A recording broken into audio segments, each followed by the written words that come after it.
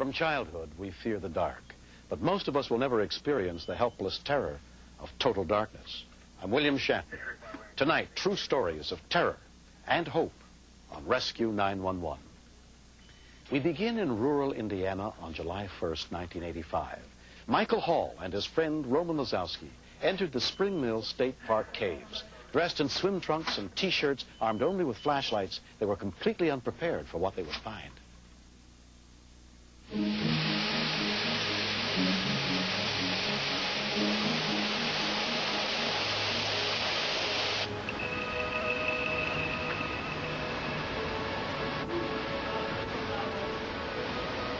I've known Roman since high school. We were very close. You know, we just done everything together. Well, some people like to hunt and fish, and, you know, I like to come caving every year. So that's what we did. That's why I felt kind of responsible, because I'm the one that got it together. If I wouldn't have asked him, he wouldn't have been with me. Mike and his friend Roman had paid no attention to the warning posted outside the caves, so they had no idea that heavy rains miles away would cause the cave's underground stream to flood. We really couldn't notice it at first. I mean, it was rough, but it wasn't high. Pretty intense here, Roman. And it was, you know, like, all right, it's a little higher. You know, it's going to be a little funner. So we just kept going forward, and it started getting really wild.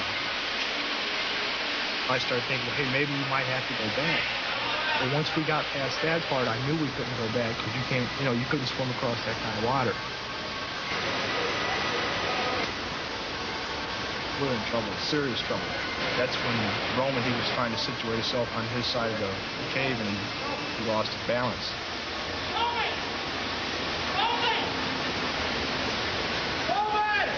From that point, I sat there at least a couple hours. I didn't know what to do. It was probably one of the hardest things I ever done, is just to let go.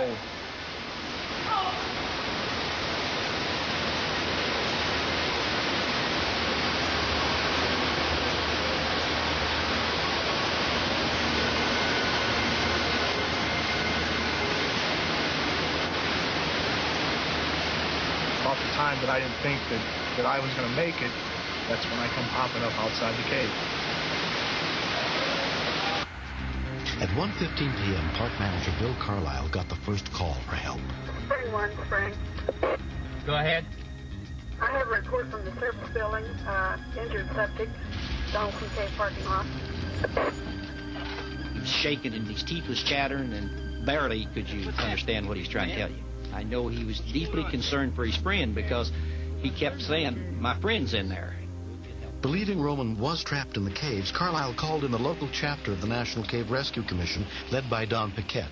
When I arrived at the parking lot, a ranger started telling me this incredible story about how someone had blown out of the Donaldson Cave entrance in the flood with his body trashed, broken arm, and spill out this story about how his friend was still in the cave. If Roman was still alive, he could be almost anywhere in thousands of feet of flooded caves. I drew the short straw and got to be the person to go down into the crevice and see what was going on. And what I saw at the point where the ceiling drops was almost like a geyser. We could not send divers into anything like that. They would have been pushing a 40-knot current, zero visibility. There was no way in. Rescue workers were forced to give up that night and wait for the water level to drop. But the next morning, the water was still extremely high. Roman might fall in the dark and drown or die of exposure before they could get past the geyser. They decided to risk going in the front of the caves. We really thought that once we got past the entrance rapids and into the cave, it would be negotiable. Take it off. Can't touch the cam. Instead, the passage narrowed, the current picked up, and it pulled us back against the ledge with the raft, and we were pinned against the wall. I can't move it. Can you move it right? Can you move it out? At this point, we felt very stupid and also very trapped. We had no contact for 30 minutes. They were supposed to call us every 15 minutes. We've heard nothing. Over. We got 50-50 chance to cut it loose. This way, we're dead for sure. Amen. Amen. After 3 hours of struggling, the rescuers managed to pull themselves out of the caves to safety. But they had made no contact with Roman. Not knowing if the person was even in the cave, and if he was in the cave, if he was alive, it was not worth risking human lives to try sending cave divers in.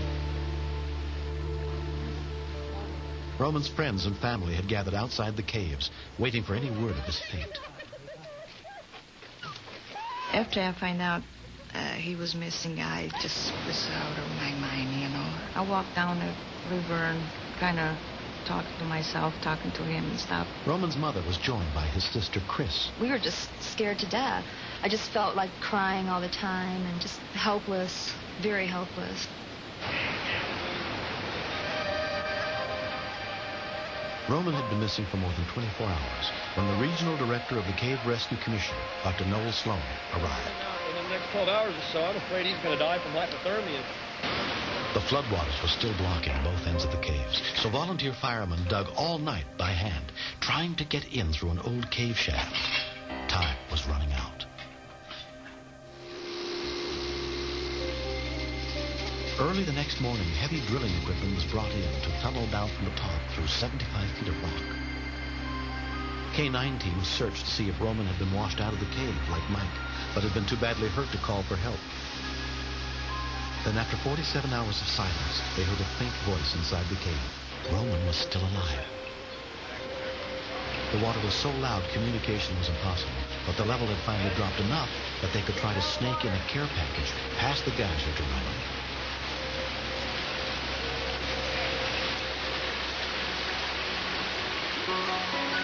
I see this light, you know, it's like first thing I've seen in, 2 days. And I'm like, hey, help, it's me, I'm alive. Roman had managed to climb up out of the 60-mile-an-hour floodwaters onto a 4-inch ledge, and he had remained there trapped in the dark without food, water, or any sign of hope until the care package. Next thing I know, I see some guy pop up onto the other side.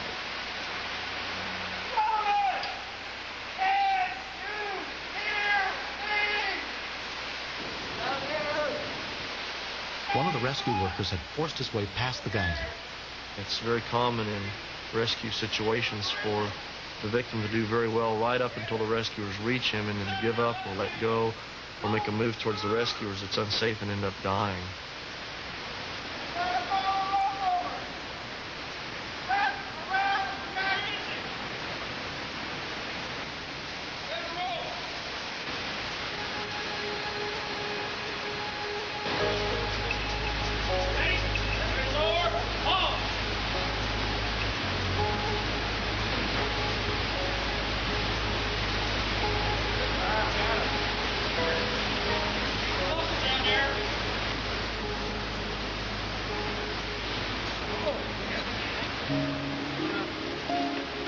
There wasn't much you could say because, you weren't sure if he could really hear what you're saying because he was all bundled up. You just wanted to touch him to make sure he was alive. I look and I see my mom. I saw a bunch of my friends. That meant a lot. Roman was badly cut up and dehydrated, but after 58 hours, he was finally out of the cave. There just haven't been enough cave rescues to make people qualified experts. And so anytime you come out of a cave rescue with a live person, it was a good rescue.